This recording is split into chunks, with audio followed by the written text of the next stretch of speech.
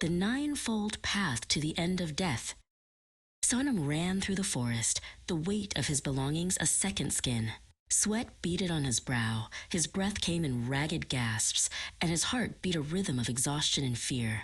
He was thirsty, thorn-torn, and utterly lost. He knew not what he sought, only that the life he led was a heavy, meaningless burden. He broke into a clearing where a great crowd of people swarmed around a long table laden with glittering objects. They pushed and fought, their faces contorted with greed and anger, each trying to snatch some transient prize. Sonam watched them, a feeling of disgust mixed with a familiar, nagging desire to join the fray. But he hesitated. Instead, he chose to ponder the fleeting nature of his own existence. Looking up, Sonam saw a narrow bridge spanning a raging river.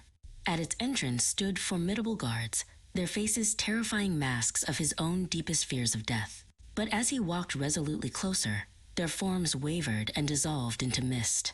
They were but mirages, illusions of his troubled mind. Stepping onto the bridge, he began to shed his burdens, casting his possessions into the churning water below, fine clothes, heavy coins, useless trinkets, and watched as the river swallowed them without a trace.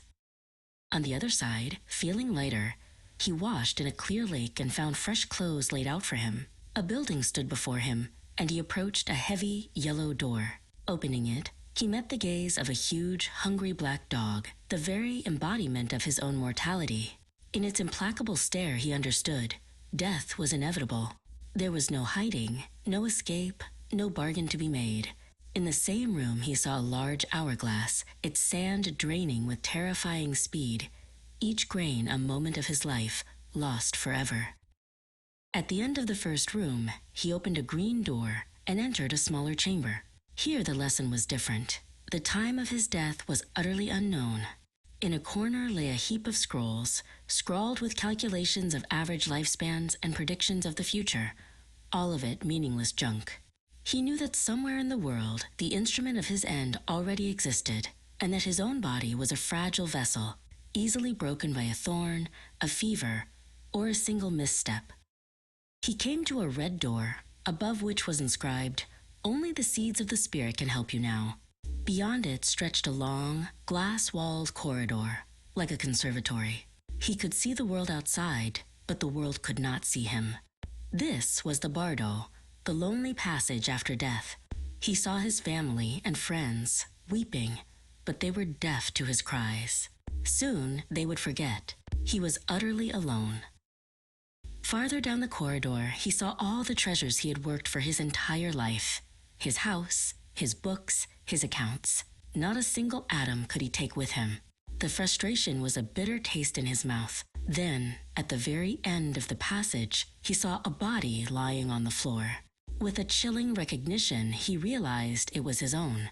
Even this vessel, this home for his mind, was no longer his.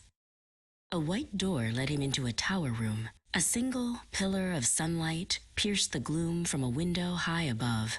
On the wall hung a long wooden staff, smooth and strong. Sonam took it in his hand, stepped into the light, and struck the floor with all his might.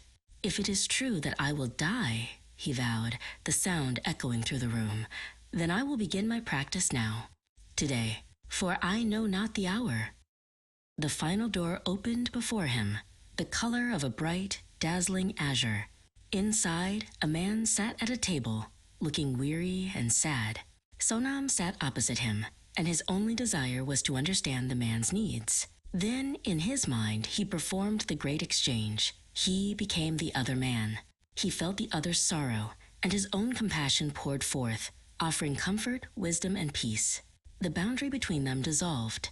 Their enemy was one, the ignorance that clouds the mind. In the center of the final room, a single stick of the most fragrant incense burned, its smoke filling the air with the scent of universal love. Sonam stood before it and made his final promise. "I will not go quietly into the dark," he whispered to the fragrant air. "I will become a light for this world. I will stop death in my own mind, and then I will help all others to do the same. A dazzling golden light burst from his heart, spreading to touch every corner of the world, bringing to all a moment of inexplicable happiness.